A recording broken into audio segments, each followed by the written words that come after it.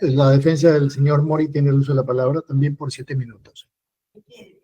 Muchas gracias, señor juez. Señor juez, esta defensa, líneas más, líneas menos, va a sustentar algunas cuestiones muy parecidas a las que me ha precedido mi colega. Sin embargo, quiere hacer notar estrictamente el petitorio planteado por esta defensa. Esta defensa está pidiendo a su judicatura puede advertir, en principio, el vencimiento del plazo razonable estipulado por la ley, pero que además vuestra judicatura, a fin de garantizar el derecho al plazo razonable, disponga un plazo a través de su resolución en el que el Ministerio Público emite el pronunciamiento respectivo que corresponde. Entonces, las razones vamos a esgrimirlas a continuación, señor juez. En principio, es verdad que el Ministerio Público y la Corte Suprema en su momento ya ha reseñado que el cómputo del plazo o el inicio del cómputo del plazo de la investigación preliminar data desde el momento en el que el Ministerio Público tiene conocimiento. En el presente caso, se estima que el Ministerio Público tiene conocimiento, por lo menos de manera formal, a partir del 29 de abril del año 2022, a partir de un informe complementario, el 2-2022.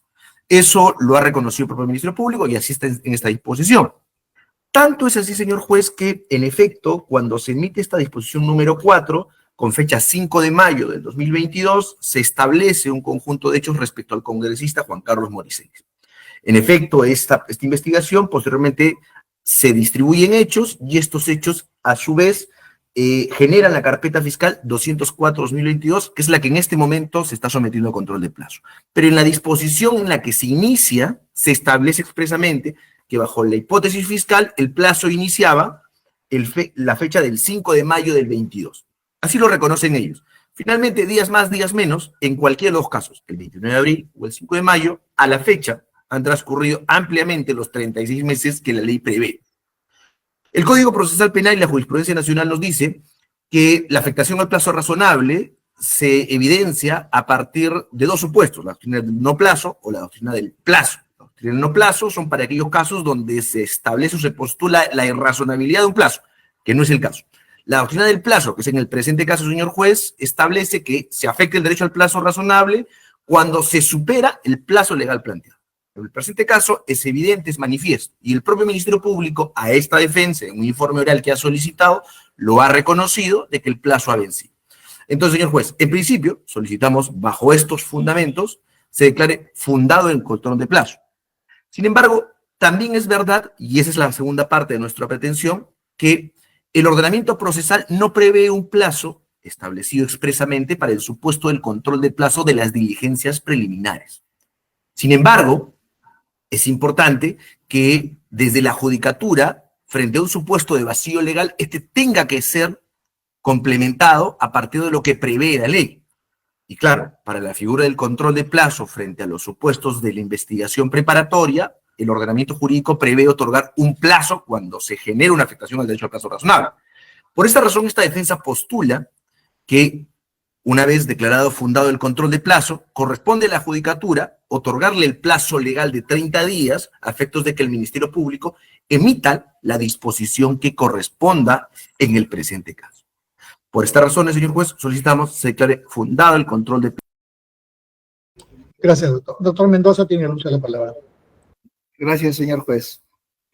Señor juez supremo, el análisis del pedido de las defensas estriba en que su despacho pueda determinar si el Ministerio Público a la fecha viene vulnerando el plazo razonable en la presente investigación, que por cierto se trata de una vinculada a una presunta organización criminal, de la cual serían parte 28 personas. El expresidente de la República, José Pedro Castillo Terrones, 24 congresistas de la República, entre ellos el grupo denominado Los Niños, y 3 ministros de Estado, ministro de la Producción, ministro de Trabajo y Promoción del Empleo y ministro de Transportes y Comunicaciones, a quienes se les atribuye no solamente un tema de organización criminal, sino también tráfico de influencia, colusión, negociación incompatible. Es un grupo importante de personas. De más está decirle, señor juez supremo, que la defensa acierta cuando dice que el caso inicia en mayo del 2022. Lo que no les dice es que en ese tiempo se han emitido hasta 23 disposiciones fiscales, algunas de desacumulación, de ampliación de cargos, otras precisiones, así como pedidos de aclaración e inclusive de nulidad.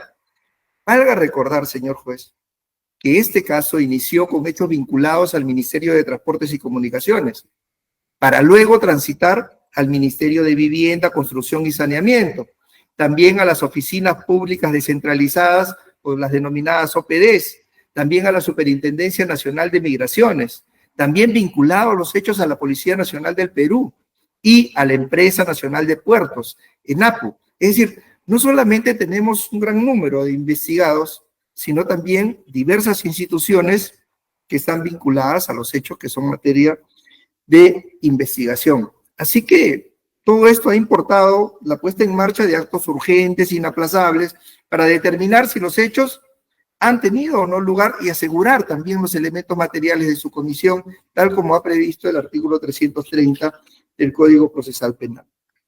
Señor juez supremo, lo que tendría que acreditar cada una de las defensas que acude, más allá de sostener el transcurso del tiempo, es si el actuar fiscal en la actualidad afecta sus derechos, lo cual no hemos escuchado. Si algo debo destacar, señor juez, en esta carpeta fiscal es la proactividad con la que ha actuado el Ministerio Público, pero además, y debo dar cuenta de algo que es relevante también en este tipo de controles. El Ministerio Público requirió el levantamiento del secreto bancario en este caso. El requerimiento fue de fecha 23 de enero del presente año. Se requirió a 15 personas, entre ellos José Pedro Castillo Terrones, Jorge Luis Prado Palomino, Juan Carlos Moricelis, que por cierto nos desistimos porque aceptó voluntariamente el pedido del Ministerio Público, Silvia María Montesa Facho, Wilson Soto Palacios, José Alberto Arriola Tueros, Pedro Erwin Martínez Talavera, Luis Ángel Aragón Carreño, entre otras personas. Esta medida fue concedida por su despacho el 24 de abril de este año y se encuentra actualmente, como lo sabe y les consta a las defensas, en ejecución. Entonces, el Ministerio Público no está realizando mayor actividad probatoria, sino recabar esta información que es por mandato judicial y que tiene que ver con información relevante para la investigación y que entendemos también interesa a la defensa. En ese sentido, consideramos que su despacho deberá valorar este aspecto para efectos de decidir si es que es posible en estas circunstancias donde nos encontramos en ejecución de una medida de levantamiento del secreto bancario con información que continúa llegando, declarar la conclusión de la investigación. Hemos escuchado a la defensa de Moricelis manifestar y pedirle a usted que fije un plazo razonable con relación al momento en que el Ministerio Público debe emitir un pronunciamiento. Y en efecto, debería ser razonable, pero debería tener también en cuenta los factores que estamos explicando, la cantidad de investigados, la cantidad de hechos, la cantidad de instituciones que están siendo vinculadas a los mismos. Pero ello en la medida en que su despacho declare la conclusión de la investigación, pero, como les decía antes, teniendo en cuenta que está pendiente de ejecución o está en ejecución el levantamiento del secreto bancario. Para eso, nosotros necesitamos un plazo, señor juez. Como ya su despacho lo ha hecho en otras carpetas fiscales también, para efectos de concluir con la ejecución de esta medida y poder emitir un pronunciamiento. Porque entendemos, como les decía, en el caso, por ejemplo, de Moricelis, que accedió voluntariamente a este pedido al levantamiento del secreto bancario, a que toda aquella información puede incorporarse también en la carpeta. Y también en el caso de, bueno, eso es extensivo también para el caso de la defensa de Flores Ancachi. Señor juez, teniendo en cuenta estos factores, consideramos nosotros que es prematura en estas circunstancias declarar la conclusión de la investigación y que por ello debe declararse infundado el pedido de las defensas, sin perjuicio de que su despacho pueda concedernos un plazo para poder concluir con la ejecución de esta medida como lo ha hecho en otras carpetas fiscales. Es todo, señor juez. Gracias, doctor. Doctor Zúñiga tiene el uso de la palabra para su réplica. Sí, señor juez. Algunas cuestiones importantes que me parece se pretende distorsionar en el debate.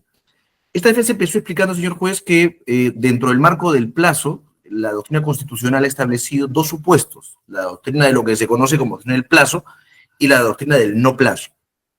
La doctrina del no plazo, que sigue la corriente del Tribunal Europeo de Derechos Humanos y que establece un modelo para poder controlar la afectación al plazo razonable, exige, en efecto, un control de la actuación de las partes procesales, y a partir del control de las actuaciones procesales más la complejidad del caso, justifica determinar si el plazo es razonable o no.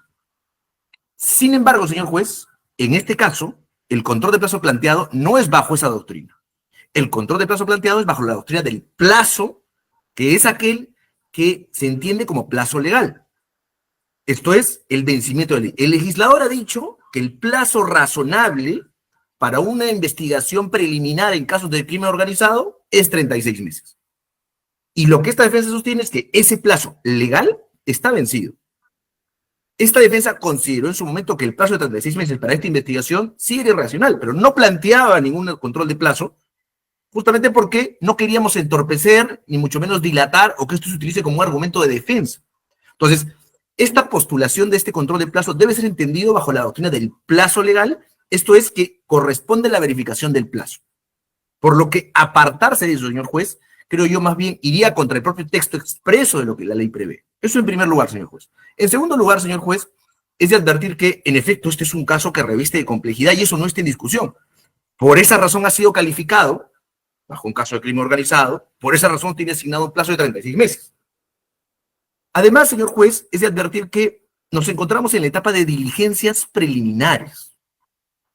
Esto es lo que pretende el Ministerio Público indagar, y lo que finalmente debería haber hallado en 36 meses, es si existe o no sospecha reveladora para poder formalizar una posible investigación en contra, no de todos los investigados, sino de mi patrocinada en el caso concreto, porque es esta defensa, y el colega que me ha antecedido, quienes estamos denunciando la afectación al plazo razonable. Entonces, en el caso concreto de Moris Ellis, del congresista Moris Ellis, como bien lo ha recibido el Ministerio Público, esta defensa ha colaborado en todas las diligencias a las cuales ha sido convocado. Tanto así que, incluso, como lo ha reconocido el Ministerio Público, se desistió del pedido del congresista Moris Ellis, no porque en audiencia nos allanamos, señor juez, sino porque antes de la audiencia, ni bien tomamos conocimiento del requerimiento del Ministerio Público, el congresista Moris Ellis autorizó, con documento certificado por notario público, el levantamiento de los secretos de las comunicaciones justamente con el ánimo de coadyuvar a la investigación. Entonces, en ese sentido, señor juez, tendría que entrar a debate, si queremos hablar de si es que el plazo resulta razonable o no, de la naturaleza propia de las diligencias preliminares. Y las diligencias preliminares son para actos urgentes inaplazables. ¿Qué se investiga aquí, señor juez? Una presunta organización criminal, ¿pero para qué? Para contratar personas. ¿Eso tiene algún tipo de relación con el secreto bancario, con el secreto de las comunicaciones? Por lo menos con el bancario no le veo ninguna incidencia. El supuestamente favorecimiento a través de votos. Esa información es pública, señor juez, y la votación de todos los señores congresistas ahora en el Congreso. Entonces, lo que tiene que identificarse aquí, señor juez, es primero que se ha vencido el plazo razonable. Si el Ministerio Público, en el marco del tiempo, ha hallado o no la evidencia suficiente para pasar a la siguiente etapa, eso es un análisis individual que corresponde a cada procesado bajo los estándares que ha recogido la sentencia plenaria casatoria 1/2017 respecto a lo que es sospecha reveladora. En ese sentido, señor juez, solicitamos a la Judicatura se declare fundado el control de plazo incoado por el señor congresista Moris Ellis y se disponga el plazo de 30 días para que el Ministerio Público pueda emitir la disposición que corresponde. Gracias, doctor.